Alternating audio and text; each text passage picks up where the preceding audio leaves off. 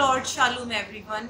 मैं इवेंजलिस्ट शीरी कामरान एक दफ़ा फिर से आप सबकी खिदमत में हाजिर हूँ। मेरा दिल खुदावन की बेहद शुक्रगुजारी से भरा है कि खुदावन ने एक दफ़ा फिर हम सबको ये मौका दिया कि हम उसके कलाम की खूबसूरत बातों को सीखें और ज़्यादा समझें और ज़्यादा उसके कलाम को जानने वाले बने। मैं आप सबकी बेहद शुक्रगुजार हूँ कि और मेरा ईमान है कि आप सब खुदावन के लहू में महफूज है, खुदावन की पनाह और हिफाजत में है। मेरा दिल खुदावन की बेहद शुक्रगुजारी से भरा है और मैं आप सब के लिए दुआ करती हूँ कि आप इसी तरह से खुदावन में खुश रहे, शाद रहे, आबाद रहे और उसे और ज्यादा जानते रहे, खुदावन को और ज्यादा समझे और ज्यादा उसकी कुर्बत में आने वाले बने।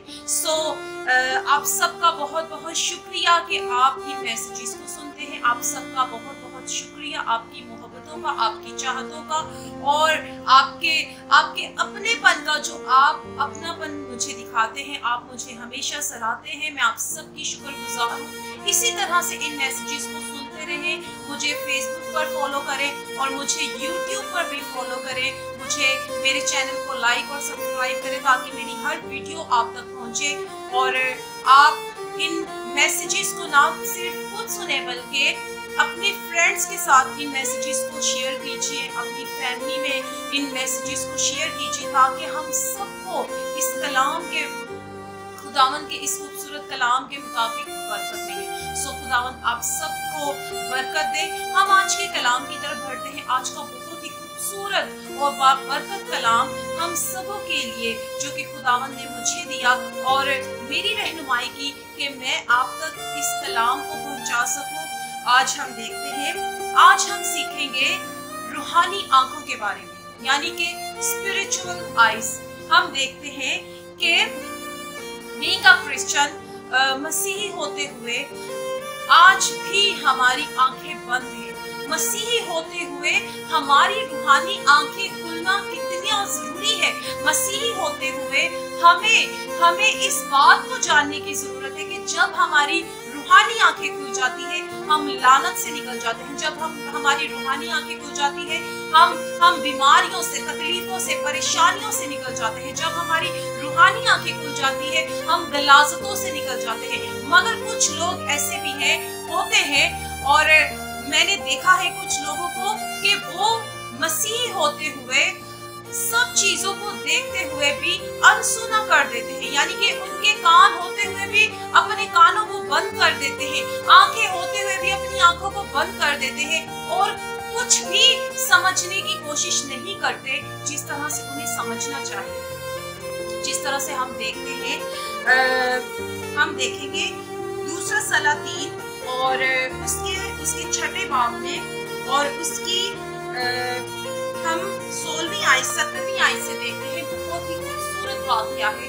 अलीशा नबी का और उसके नौकर हिजाजी का। जिस तरह से हम देखते हैं कि खुदा ने अपने बंदा अलीशा को कितनी बरकत दी और कितने मौजज़ात किए उसके वसीला से। हिजाजी जो उसका नौकर था वो हर एक चीज को देखता रहा, वो अपने हमेशा मालिक के साथ साथ रहा और सब चीजों को वो जानता था कि खुदा ने मेरे मालिक को कितनी बरकत दी हुई है और उसके वसीला से कितने मौजज़ात हुए, उसके वसीला से कितने खुदा ने काम किए और वो हर एक बात से वाकिफ था। मगर क्या होता है कि जब नुमान कोड़ी उसके पास आता है और खुदा उसे उसकी उस तकलीफ से उसे निकालता है, उसे रिहाई देता है, लेकिन फिर भी वो क्या करता है कि उसके दिल में लालच आ जाता है। जब रामी लश्कर अलीशा नबी को उसको पकड़ने के लिए आ जाता है, जब रामी लश्कर उस पर हमला करने की कोशिश करता है तो क्या होता है कि उसका नौकर उसे कहता है, हाय मेरे मालिक, ये क्या हुआ कि इतने सारे लोग हैं, ये तो हमें पकड़ने के लिए आ गए हैं।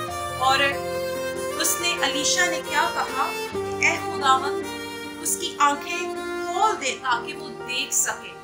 अलीशा नबी ने कहा कि जब तुम्हारी रूहानी आंखें खोलेंगी तो तुम देख पाओगे कि जो हमारे साथ है, यानी कि जो हमारे साथ आशी रथ है वो कितने ज्यादा है, उनकी तादाद इतनी ज्यादा है कि ये तो उसके आगे कुछ भी नहीं है। इतनी बातों के बावजूद भी उसके दिल में लालच आ गया। उसके दिल में खोट आ चुका था और वो इन सब चीजों को, इन सब मौजज़ात को देखने के बावजूद भी उसकी रूहानी आंखें खुली भी, लेकिन वो उसने इस चीज को कबूल ना किया। आज यही हाल हमारे लोगों का है कि हमारी रूहानी आंखें खुलने के बावजूद भी वो इस चीज को नहीं जानते, वो इस चीज को नहीं समझते। ठीक उसी तरह से वो शख्स यानी कि जिस तरह से नुमान कोड़ी को ये मर्ज था, ये तकलीफ थी उसके अंदर, उसी तरह से अलीशा नबी ने उसको, अपने नौकर हिजाजी को कहा कि अब ये मर्ज तुझे और तेरी नस्ल को सारी उम्र रहेगा, क्योंकि उसके दिल में लालच आ चुका था।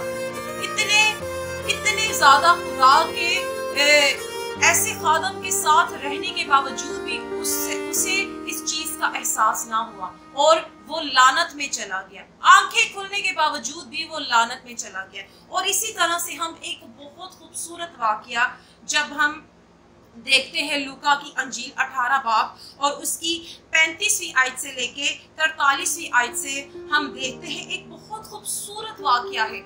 यानी कि ये वाकया एक ऐसे शख्स का है जो हम बचपन से हम इस स्टोरी को सुनते आए हैं। एक अंधे बर्तलमाई की ये स्टोरी है, यानी कि एक ऐसा शख्स जो कि राह के किनारे बैठा हुआ है यरू में जो कि लानत का शहर है। यरू जो कि ऐसा शहर है जो कि बर्बादी का शहर है, और वो शख्स लानत के शहर के अंदर है, लानत के अंदर है, बीमारी के अंदर है, तकलीफ के अंदर है। और जब उसे पता चलता है कि यहाँ से वो उसे आवाजें आती हैं और वो पूछता है लोगों से कि यहाँ से कौन गुजर रहा है, और लोग उसे बताते हैं कि यहाँ से यस्सु नासरी गुजर रहा है। और वो चिल्लाना शुरू कर देता है कि ए इब्ने दाऊद मुझ पर रहम कर।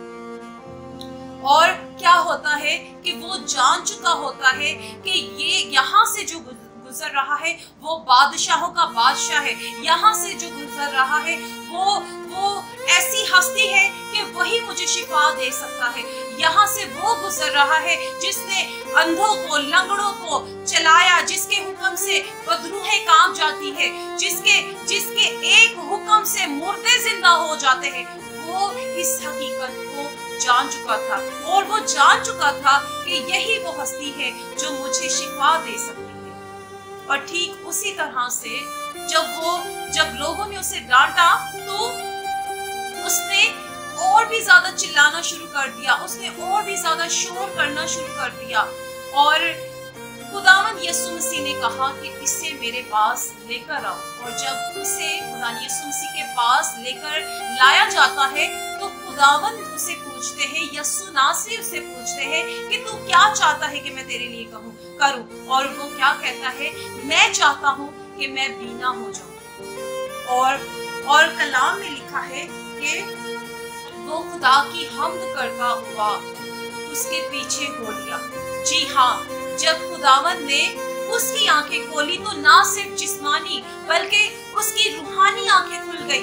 उसने यस्सु को जान लिया, उसने निजात दहिंदा को जान लिया, उसकी जिंदगी में निजात आ गई, उसकी जिंदगी से लानतें जाती रही, उसकी जिंदगी से परेशानियां जाती रही, उसकी जिंदगी से तमाम तरह की वो जो गलाजतें थी वो जाती रहे। वो जो लानत के शहर में बैठा था उसकी जिंदगी से सारी लानतें जाती रही, उसकी जिंदगी में निजात आ गई क्योंकि वो यस्सु को जान चुका था, उसकी रूहानी आंखें खुल गई। एलिया ने तो ऐसा कहा कि खुदावंद इसकी आंखें खोल दे, मगर वहां खुद निजात दहिंदा बादशाहों का बादशाह खुद वहां उसकी आंखें खोलता है और वो इस चीज को, इस बरकत को, इस ब्लेसिंग को कबूल करता है। जी हाँ, ठीक उसी तरह से आज हमें भी अपनी जिंदगियों में झांकने की जरूरत है। आज हमें भी अपनी जिंदगियों में देखने की जरूरत है कि हमारी जिंदगियों में कहाँ कमजोरी है। क्या हम खुदावंद यीशु मसीह को कबूल कर रहे हैं? क्या हम उसे जान रहे हैं? क्या हमारी रूहानी आंखें खुली हैं? कहीं हमारी रूहानी आंखें भी बंद तो नहीं है? ऐसा ना हो कि जिस तरह से कलाम में लिखा है कि जिस तरह से लिखा है दूसरा करंथियों उसके 4 बाब है, इस जहान के खुदा ने इनकी आंखों को बंद कर दिया है। जी हाँ, बिल्कुल उसी तरह से आज हमें इस चीज को देखने की जरूरत है। जिस तरह से कलाम में लिखा है, इस जहान के खुदा ने इनकी अक्लों को अंधा कर दिया है। आज ऐसा ना हो कि हम भी इन्हीं चीजों में घूमते रहे, इन्हीं चीजों में गिरफ्तार रहे, इन्हीं चीजों में भटकते रहे। आज हमें अपनी रूहानी आंखें खोलने की जरूरत है। आज जब हम खुदावन के मोजज़ात को देख रहे हैं, सब चीजों को देख रहे हैं, हर एक चीज को जानते हैं, फिर भी हमारे दिलों में लालच है, फिर भी घमंड है, फिर भी तकब्बुर है, गरूर है, और हम खुदा को बेच रहे होते हैं। आज अपनी जिंदगियों में इस चीज को समझने की कोशिश कीजिए और जानने की कोशिश कीजिए कि हमारी रूहानी आंखें खुलना कितना जरूरी है। सो खुदावंद आज के कलाम के वसीला से आप सबको बरकत दे, और मेरा ईमान है कि आज का कलाम आपकी जिंदगियों में कसरत के साथ बरकत का बाइस बने, और हम अपनी अपनी जिंदगियों पर गौर करने की कोशिश करें। इस मैसेज को ना सिर्फ अपनी हद तक रखें, बल्कि इन मैसेजेस को दूसरों के साथ भी शेयर कीजिए, ताकि ये कलाम दूसरों की बरकत का बाइस बने, दूसरों के लिए भी तसल्ली और तशफ़ी का बाइस बने। सो खुदावंद आप सबको बहुत बरकत दे, और इसी तरह से मैं बहुत जल्द नए मैसेज के साथ आपकी खिदमत में आऊंगी। सो खुदावंद आप सबको बरकत दे और आप सबको अपनी हिफाजत और पनाह में रखे। सो गॉड ब्लेस यू ऑल, आमीन।